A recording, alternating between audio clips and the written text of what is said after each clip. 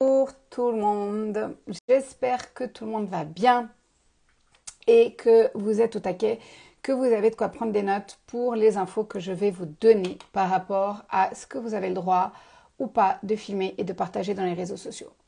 Cette idée en fait m'est venue parce que il y a environ une dizaine de jours, j'ai une personne qui m'a contactée de par mon expérience dans le domaine du cinéma, dans le domaine de l'audiovisuel.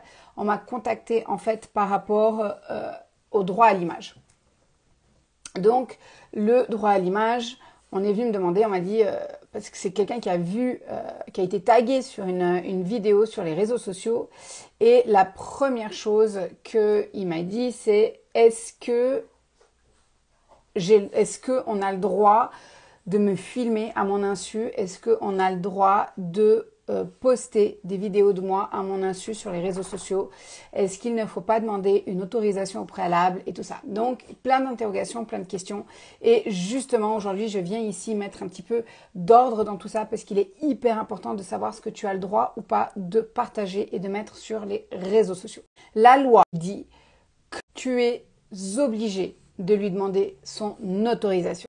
Il est très très important de savoir ce que tu dois faire. Tu dois demander, si tu veux filmer une personne, si tu veux filmer quelqu'un en train de faire quelque chose, la première chose à lui demander, c'est est-ce que j'ai le droit de filmer? Si la personne te dit oui, la deuxième question qu'il faut lui poser, c'est est-ce que tu me donnes le droit de partager ça sur les réseaux ou de partager ça sur mon blog, sur mon whatever, sur quelque chose qui m'appartient. Si la personne te dit oui, ce que je te conseille, c'est de demander une autorisation écrite, d'accord?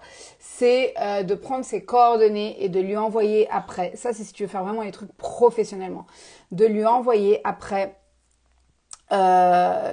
cette autorisation et puis de lui demander qu'il signe. Bien évidemment, cette personne, elle peut changer d'avis et elle peut te demander de supprimer ta vidéo.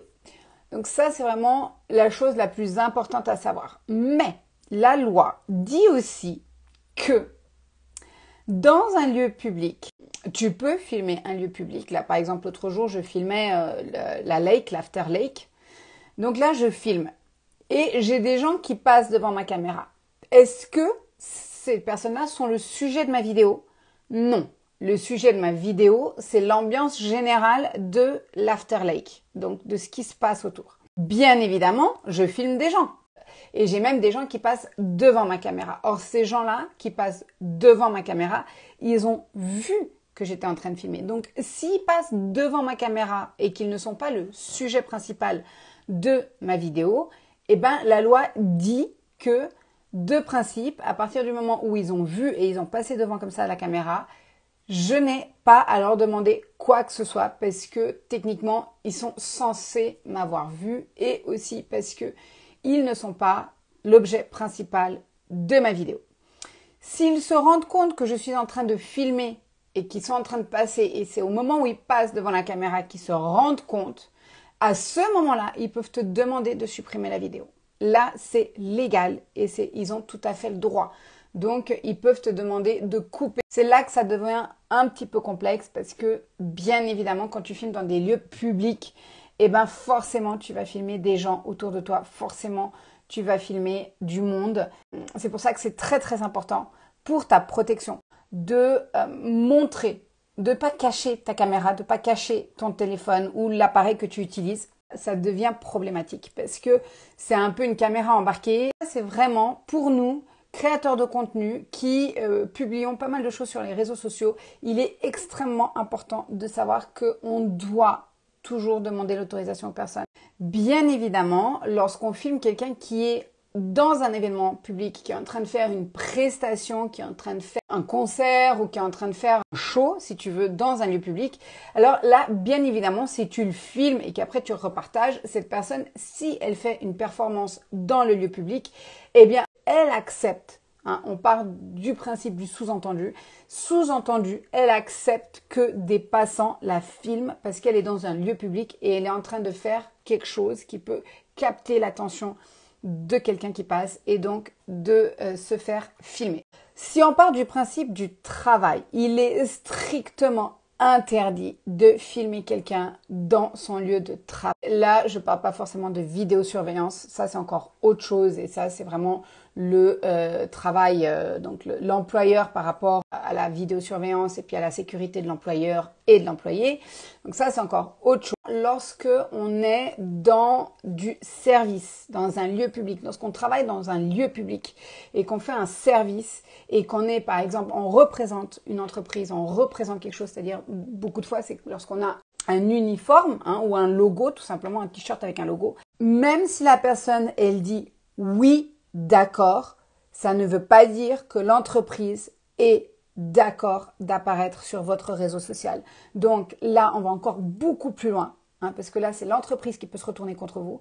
Donc si vous filmez quelqu'un sur les réseaux sociaux avec des uniformes, d'une entreprise privée, bien évidemment, eh ben, l'entreprise peut se retourner contre toi et puis de te dire non, maintenant tu enlèves ça, j'engage une procédure judiciaire et je ne veux pas que la vidéo, elle se retrouve sur les réseaux sociaux. Alors bien évidemment, ça, comme je disais, la procédure est longue, coûteuse et n'est jamais sûre d'aboutir.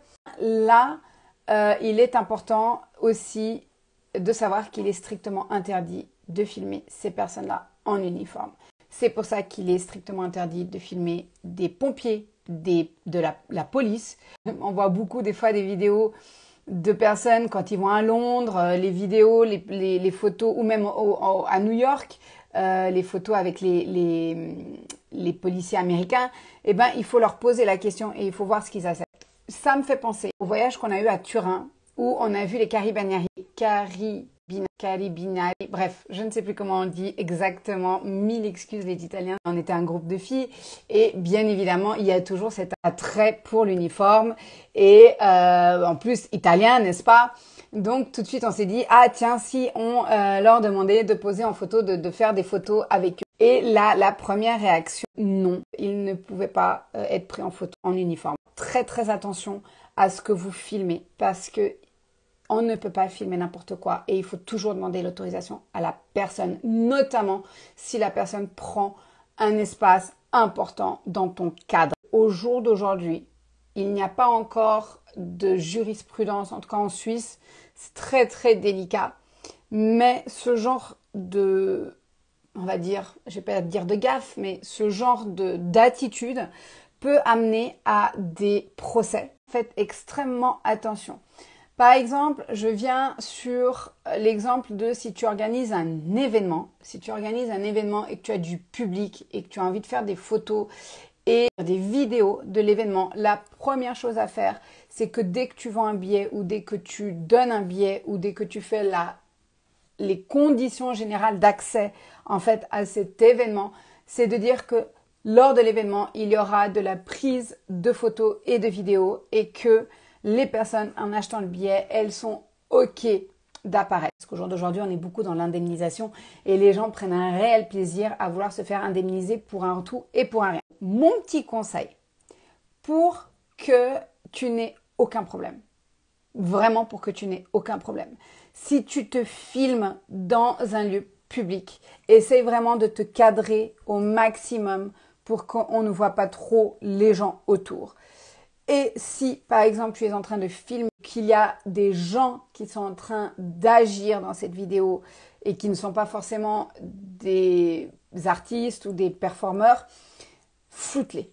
D'accord? Si tu n'as pas l'autorisation des personnes, n'hésite pas à les flouter. Au jour d'aujourd'hui, avec les logiciels gratuits qu'on a sur les téléphones, les iPads, les ordinateurs, il est extrêmement facile de flouter l'arrière-plan ou de flouter le visage d'une personne. Ou rien que de mettre un smiley ou une fleur ou un truc, enfin un emoji, même pas besoin peut-être de le flouter, mais juste peut-être de le cacher. Il est extrêmement important qu'on prenne en compte l'intégrité de la personne et son droit à l'image. C'est pour ça aussi, par exemple, moi, chaque fois que je fais des ateliers avec mes clients, je pose toujours la question. Je demande toujours, je dis, est-ce que ça ne vous dérange pas que je fasse des vidéos, que je fasse des photos? Parce que c'est du contenu, si tu es dans un atelier, si tu es en train de faire quelque chose, c'est du contenu que tu vas pouvoir réutiliser plus tard pour faire de la publicité. Juste du contenu vidéo ou du contenu photo, eh ben, c'est important que tu saches que les gens, ils sont OK.